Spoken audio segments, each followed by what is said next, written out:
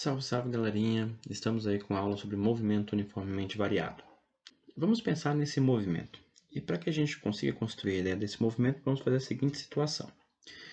Vou definir aqui uma trajetória, afirmando que para a direita eu estou indo no sentido positivo dessa minha trajetória. Tudo bem? Assim você pode imaginar o seguinte, você está dentro do carro, beleza? E nós vamos pegar 3 momentos para analisar a velocidade desse meu carro que eu estou dentro. Nesse ponto aqui, minha primeira análise eu vou chamar de T1, segundo T2 e no terceiro T3. Bem, quando eu olho para minha velocidade em T1, o velocímetro me informa a velocidade que eu vou simplesmente chamar de V1. No segundo momento, quando eu olho mais uma vez o meu velocímetro, minha velocidade marcando V2, onde V1 é menor que V2.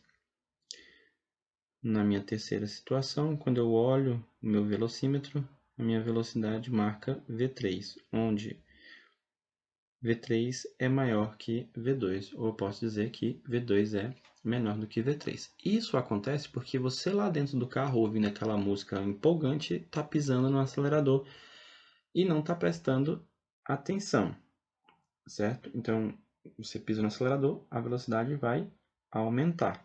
Então, aí vai aparecer para a gente uma coisa chamada aceleração. E aí, o que vai ser a nossa aceleração? Bem, nós vamos falar que a aceleração é a taxa de variação da velocidade em relação ao tempo. Beleza. Aí você pergunta, bem, tem aceleração, então o movimento é uniformemente variado, correto? Não. A resposta para essa pergunta é não. No movimento uniformemente variado, ele tem que atender o seguinte critério. A minha aceleração média, ela vai coincidir com a minha aceleração instantânea. Então, estou usando a letra A para representar a minha aceleração. E pela definição, a aceleração é taxa de variação da velocidade em relação ao tempo. E que para que eu classifique este movimento como uniformemente variado, essa aceleração ela vai ter que ser um valor constante. Esse valor constante tem que ser diferente de zero.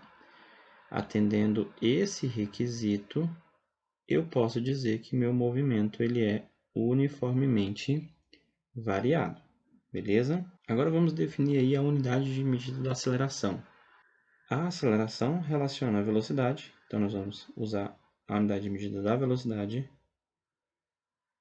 metro por segundo, relaciona o tempo, nós vamos medir por segundo. Então você vai encontrar em muitos exercícios escrito metro por segundo ao quadrado, beleza?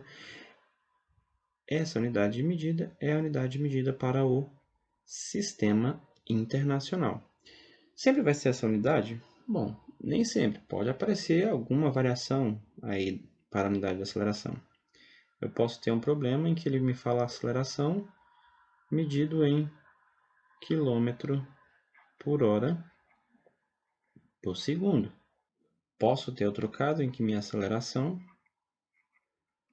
é dada em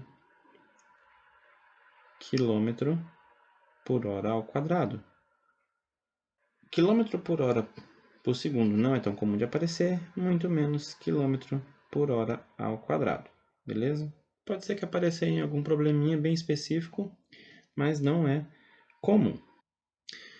Agora vamos classificar o movimento. O movimento vai ser classificado de acordo com o que a aceleração faz com a velocidade. Então nós vamos ter um movimento dito acelerado. Quando é que este movimento acelerado vai ocorrer? Isso vai ocorrer se o módulo da velocidade, lembrando, módulo, estou falando aí de valor. Então, o módulo da velocidade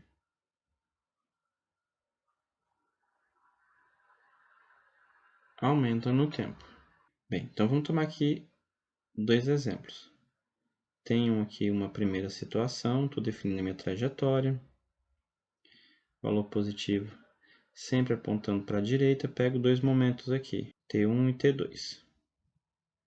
Meu móvel está aqui, chega nessa segunda posição. Em 1, ele tem uma velocidade V1.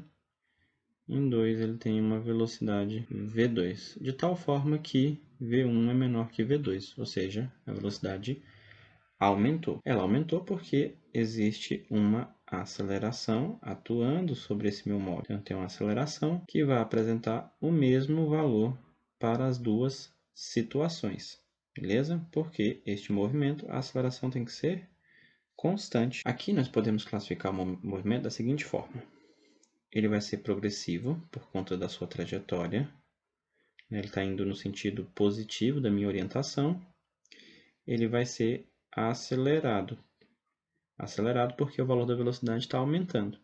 Então, eu tenho uma velocidade positiva. Isso vai implicar que o valor da minha aceleração também vai ser positivo. Agora, vamos mudar um pouquinho aí a minha trajetória. Continuo definindo que para a direita é positivo.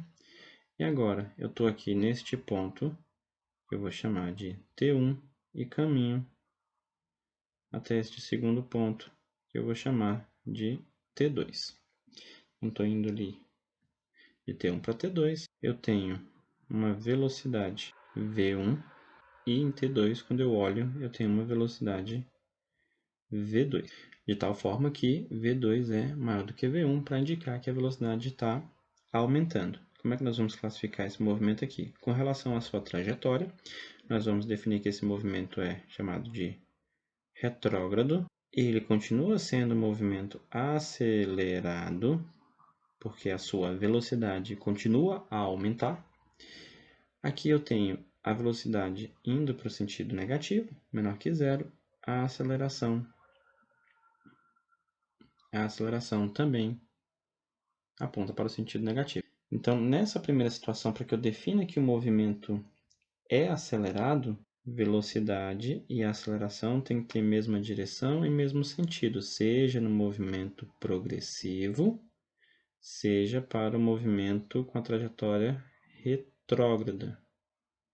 Tá? Então, velocidade e aceleração têm mesma direção e mesmo sentido. Eu posso falar que meu movimento é dito retardado.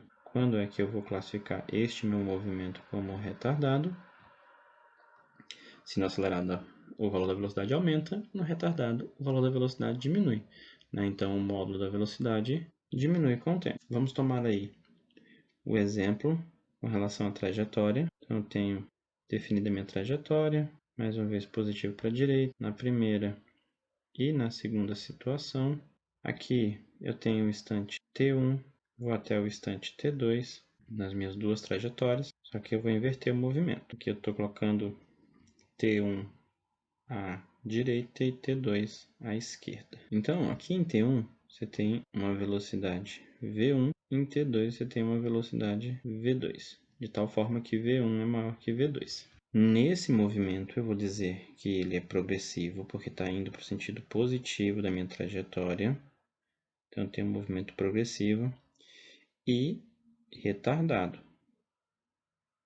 porque o valor da velocidade está diminuindo, beleza?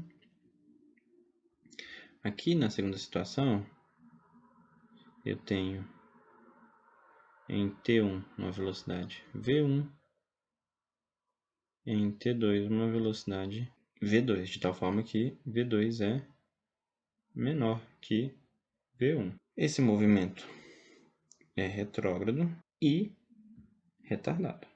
No movimento retrógrado, a aceleração tem sentido oposto com relação à velocidade. Então, está aqui a aceleração. Na primeira situação, a velocidade aponta para a direita, a aceleração apontando para a esquerda. Na segunda situação, eu tenho a aceleração apontando para a direita e velocidade apontando para a esquerda. Então, no movimento retardado, a aceleração e velocidade têm sentidos opostos, beleza? Então, se você tem V positivo, A vai ser negativo.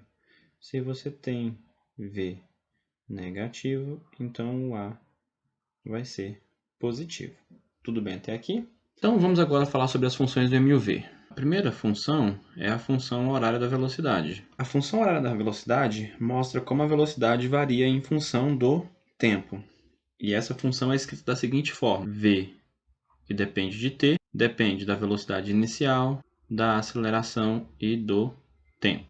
Essa função horária da velocidade é uma função do primeiro grau. A segunda função é a função horária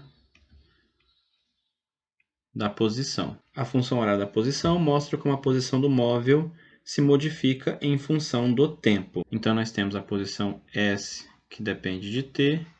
Preciso saber a posição inicial S0, velocidade inicial vezes o tempo, mais 1 sobre 2, aceleração tempo ao quadrado. Essa função é uma função do segundo grau. Para fechar, nós temos a equação de Torricelli. A equação de Torricelli relaciona a velocidade do móvel em função do espaço. E nós escrevemos essa equação da seguinte forma: v ao quadrado é igual a velocidade inicial ao quadrado mais 2 vezes a aceleração vezes ΔS, que é o espaço percorrido. A equação do Torricelli ela é uma função do tipo v igual a raiz de uma constante mais k, outra constante, ΔS. Tá? Então, é uma função do tipo raiz quadrada, onde eu vou relacionar a velocidade em função da raiz quadrada do deslocamento, beleza? Então, é isso aí sobre o movimento uniformemente variado. Qualquer dúvida, deixa aí o comentário, tá?